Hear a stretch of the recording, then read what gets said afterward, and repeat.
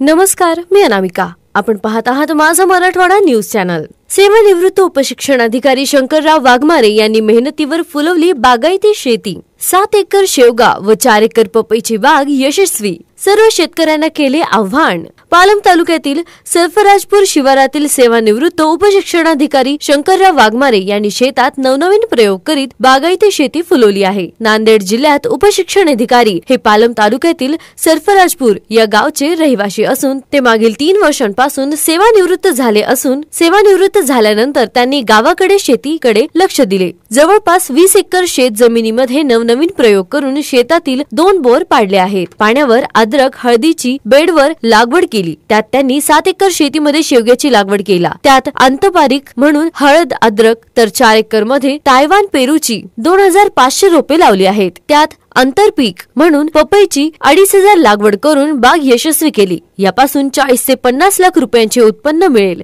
अशी त्यांना अपेक्षा आहे. इतर कामे करत शेतीकडे अधिक लक्ष पालम तालुक्यातील सरफराजपूर येथील सेवानिवृत्त उपशिक्षण अधिकारी शंकरराव वाघमारे हे 3 वर्षांपासून सेवानिवृत्त झाले आहेत. त्यानंतर त्यांनी आपल्या पत्नीला जिल्हा परिषद राव राजूर तालुका पालम या गटातून निवडून आणले. त्यामुळे त्यांच्यावर कामाचा भार वाढला.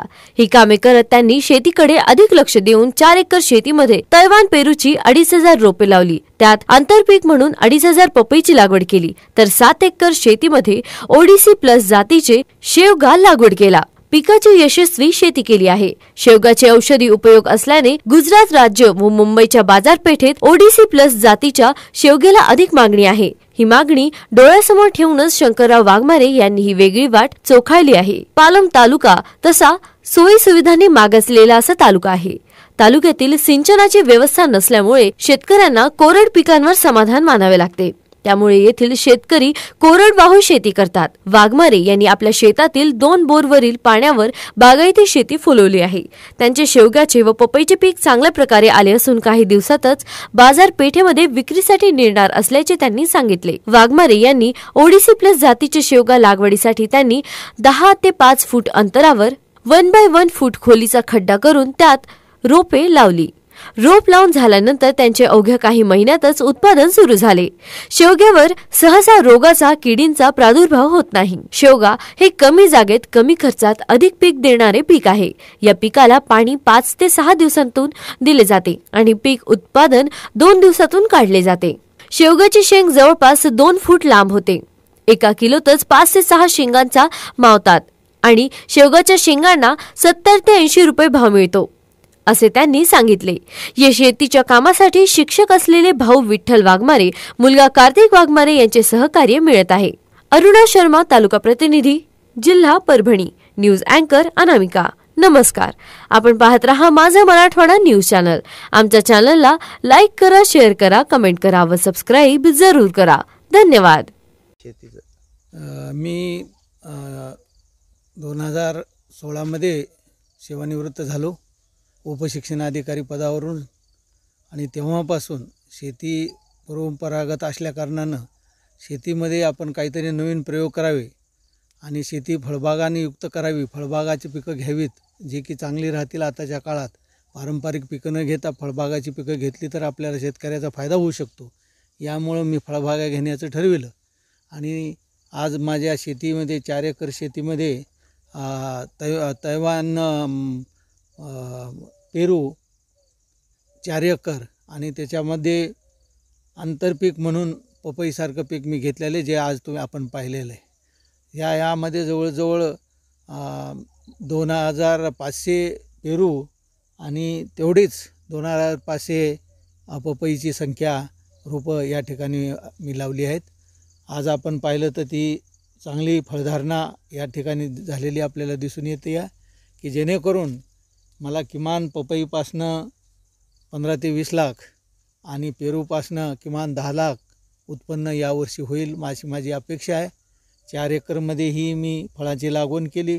कमी कालावधीत जुलैमध्ये पपईची लागवड केली आणि पेरूही 1 महिन्याभरानंतरचा त्यामध्ये लावला गेला आणि आज रोजी पपई काढायला माझी आलेली आहे. पेरूला थोडा वेळ आहे. पेरूंच्या छाटण्या केल्या, कमी झाड लहान असल्या कारणानं पेरू धरले नाहीत, पण इथून पुढे कमी प्रमाणात पेरू धरण्याची मी धरणार आहे. आणि यामुळं 4 एकरमध्ये किमान मला इयरली वर्षाला 30 लाख रुपये उत्पन्न व्हावं, जे की माझ्या पूर्ण सेवेमध्ये सुद्धा वर्ष कधी झालं नाही. जरी मी वर्ग 1 वर्ग 2वर काम करीत असलं तरी एवढं उत्पन्न शेतकरी हिंमत करून केलं तर 4 एकरमध्ये करू शकतो. तरी तशाच प्रमाणे माझा 6 एकर शेवगा ह्या दुसऱ्या शेतीमध्ये आहे. आज रोजी 10 एकर किमान 10 एकर माझी फळबागा मी या ठिकाणी घेतलेल्या आहे. भविष्यात मला सीताफळ, लिंबोणी, आणखी पेरूची वेगळी जात घेण्याची माझी तयारी आहे आणि त्याच्या दृष्टीने मी तयारी करत आहे. तालुक्यातल्या शेतकऱ्याला काय सांगता तुम्ही, आपण सल्ला माझी काय देता? सर्व शेतकरी बांधवांना विनंती अशी आहे की आपण जी पिके परंपरागत घेत आहोत, ज्यामुळं आपलं खूप मोठं नुकसान होतं आहे, उत्पादन त्या मानानं होत नसते, जे विकल ते पिकवावं अशी माझ्या शेतकरी बांधवांना विनंती आहे. आणि जी आता पेरूसारखी झाडं आपण घेतली तर 15-20 वर्षे किमान आपल्याला एकदा लावल्यानंतर तिकडे बघायचं काम नाही. आणि खर्चही त्याच्यावर फवारणी कमी प्रमाणात लागते, खतं कमी लागतात आणि उत्पन्नाची हमी असते. आणि म्हणून अशी पिकं आपण घेतली तर शेतकऱ्याच्या हातात पैसा येऊ शकतो. पपईसारखी फळबागं, लिंबोणीसारखी फळबागं किंवा सीताफळासारखी फळबागं आपण घेतली तर आपल्याला शासनाचीही मदत मिळते रोपं लावण्यासाठी आणि आपल्यालाही त्याच्यामधनं पैसा निघतो. बऱ्याच कालावधीसाठी ती पिकं शेतात आपण ठेवू शकतो आणि त्यापासून कमी खर्चात उत्पन्न घेऊ शकतो. म्हणून माझ्या शेतकरी बांधवांना हीच विनंती आहे की आजच्या काळात जे विकतंय तेच त्यांनी पिकवावं. विकेल ते पिकेल हे कृषी विभागाचा संदेश आपण सगळ्यांनी अंमलात आणावा आणि त्या दृष्टीनं शेती करावी, जेणेकरून उत्पादन खर्च आपल्याला कमीत कमी राहील आणि उत्पन्न जास्त राहील. उत्पादन ते लागवडीवर कमी खर्च आणि उत्पन्न जास्त मिळेल अशा प्रकारची पिकं बाजारात ती टिकतील अशा दृष्टींची पिकं लावण्यासाठी फळबागाकडे वळावं हीच माझ्या शेतकरी बांधवांना विनंती आहे. मी माझ्या 7 एकर शेतीमध्ये ओडिसी प्लस जातीचा शेवगा शेती या ठिकाणी 10x5 अंतरावर लागवड केलेली आहे. आज माणसाच्या आरोग्याच्या दृष्टीनं ही शेवगा हा अत्यंत उपयुक्त आहे. सगळं व्हिटॅमिन्स, जास्तीत जास्त व्हिटॅमिन्स शेवग्यातून आपल्याला मिळत आहेत. म्हणून आज सगळ्या लोकांचा ओढ शेवग्याकडे, खाण्याकडे, शेवग्याच्या भाजीकडे झालेला आहे. हे ओळखून मी 7 एकर शेतीमध्ये ओडिसी प्लस शेवगा लागवड केलेला आहे आणि या ठिकाणी आज शेवग्याला फुलोरा आणि शेंगा या ठिकाणी आपल्याला आलेले आहेत. शेवगा हा शेतकऱ्याच्या दृष्टीनं एकदा लावल्यानंतर 9-10 वर्षे आपल्याला घेता येतो. त्याच्यामध्ये अत्यंत कमी पाण्यामध्ये, फार पाण्याची गरज नाही शेवग्यांना आणि औषधी ही फार कमी प्रमाणात लागते. त्यामुळे शेतकऱ्याचा खूप मोठा खर्च कमी होतो आणि त्यापासून उत्पन्न चांगल्या दृष्टीने चांगलं मिळतं. म्हणून मी शेवगा शेतीची या ठिकाणी लागवड केलेली आहे. शेतकरी बांधवांना सगळ्यांना मी विनंती करतो की कमी खर्च आणि उत्पन्न जास्त, विकेल ते पिकेल या दृष्टिकोनातनं ध्यानात घेऊन शेवग्याचं महत्त्व जाणून आणि शेवग्याला असलेला आजचा जवळजवळ 60-70 रुपये किलो असा असलेला भाव पाहता शेवग्यापासनं चांगल्या दृष्टीनं उत्पन्न शेतकऱ्याला मिळू शकते.